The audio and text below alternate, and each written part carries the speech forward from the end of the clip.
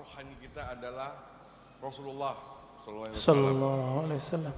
Pada saat pembukaan, Pak Ustadz juga mengatakan bahwa nama yang kita pakai sekarang ini adalah nama jasad yang diberikan oleh orang tua kita, guru kita, ataupun tetua kita, kakek, nenek misalnya.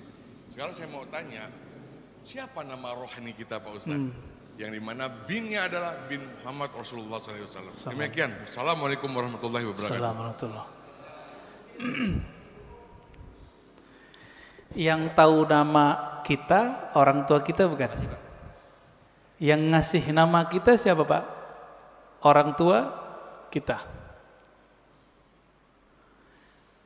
Maka yang tahu nama ruhani Bapak itu bukan saya. Tapi siapa yang tahu? Bapak Ruh. Tapi Bapak Ruh itu punya pewaris. Bukan ulama yang bisa baca kitab ini. Ulama yang mewarisi kolbunya Nabi, plok semuanya dia warisi. Itulah nanti namanya Al-Imam Al-Mahdi. Kalau umur Bapak panjang bisa. Jika belum muncul Imam Al-Mahdi, maka wali yang disebut wali ghaus. Jika di ilmu fikih disebut mujtahid mutlak. Mujtahid mutlak dia tahu nih barang hukumnya apa, keluar namanya. Maka bagi ahli ruh, wali-wali yang disebut wali kutub itu mereka nggak ngerti. Yang ngerti wali namanya ghaus. Jadi wali itu kan banyak Pak, ada stratanya. Ada 313 wali kutub, sejumlah dengan jumlah para rasul, sejumlah dengan jumlah ahli badar. Kutub poros, dia poros asma, poros sifat Allah. Wali-wali ini ada satu pemimpin yang jadi guru mereka, orang tua rohani mereka sekarang ini. Ini yang disebut Kutubul Ghaus.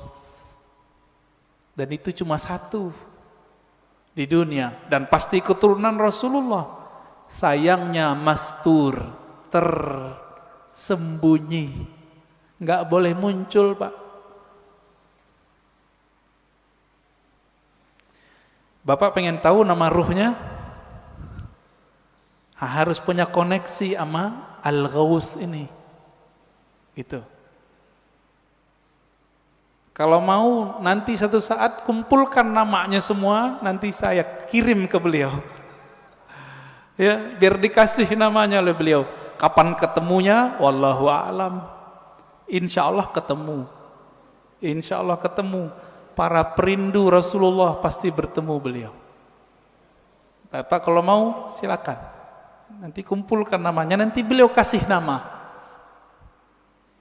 Dikasih nama Pak, dengan nama itu Bapak nanti dipanggil oleh malaikat mungkar nakir ntar.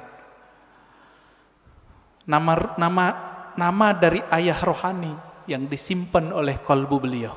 Kira-kira begitu. Waduh, ini udah berbicara jauh kita nih Pak ya. Ya, tafadhal. Boleh terakhir dari Pak Haji Adang untuk pertanyaan. Assalamualaikum warahmatullahi wabarakatuh. Assalamualaikum warahmatullahi wabarakatuh. Mohon dijelaskan perbedaan antara saudara kandung dan saudara satu ruh. Karena terkadang walaupun kita saudara satu kandung, saudara kandung dan saudara ruh. Karena yang terjadi di dunia ini, sungguh pun kita saudara satu kandung, tapi mungkin jarang ketemu, banyak perbedaannya. Berbeda walaupun tidak satu kandung, kita sering ketemu dan banyak persamaannya.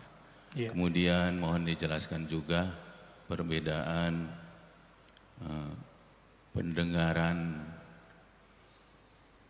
ruhani dan pendengaran jasmani, penglihatan ruhani dan penglihatan jasmani.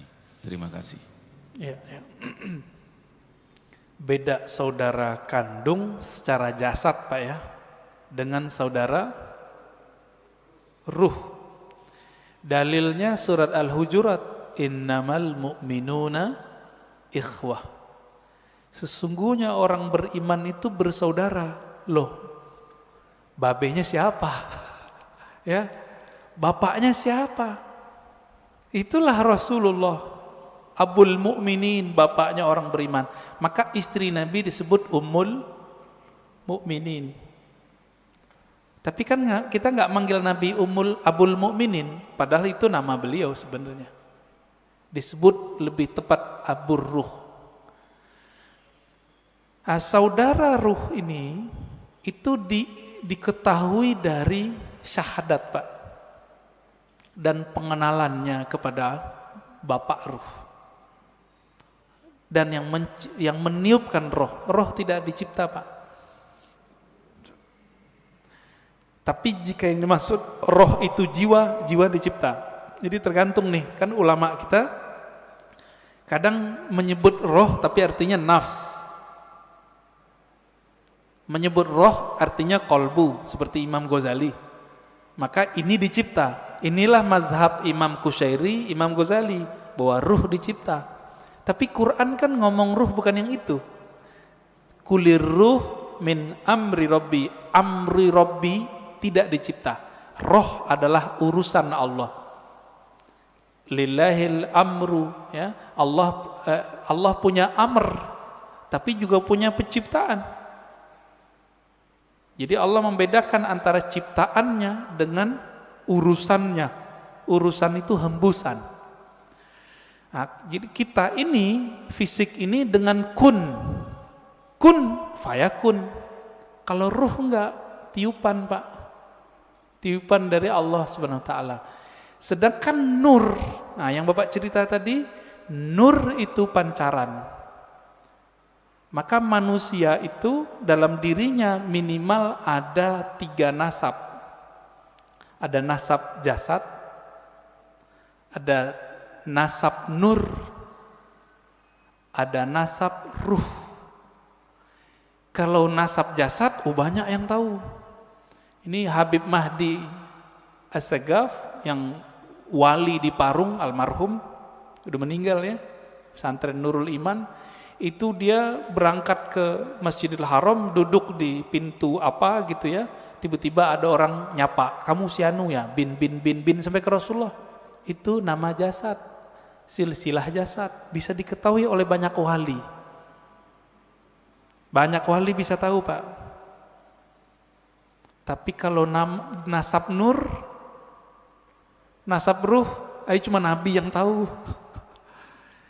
Karena kolbu Nabi diwariskan nanti isi ilmunya ke Imam Al-Mahdi, maka beliau tahu, Pak, nanti. Tapi nantinya udah nggak lama loh, Pak, ya. Jangan dikira 100 tahun lagi, enggak. Ini COVID ini sudah penanda kalau ini sudah dekat.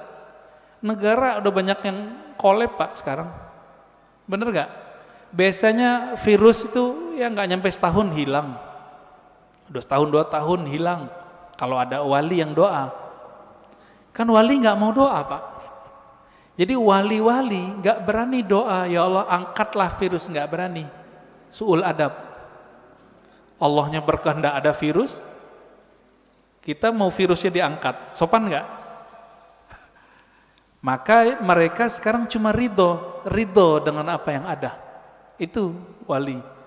Jadi mohon maaf, kalau bapak-bapak ini ngotot, ya Allah angkatlah virus, jangan maksa Allah dong ya. Kalau kita mengerti kehendak Allah, Allah belum berkehendak virus ini berangkat. Apa yang kita katakan? Ya Allah berikan aku kesabaran, ridhoi kami. Jika umur kami panjangkan dalam keselamatan. Jika Engkau ambil dalam syahid. Semoga yang meninggal dalam virus ini dianggap syahid.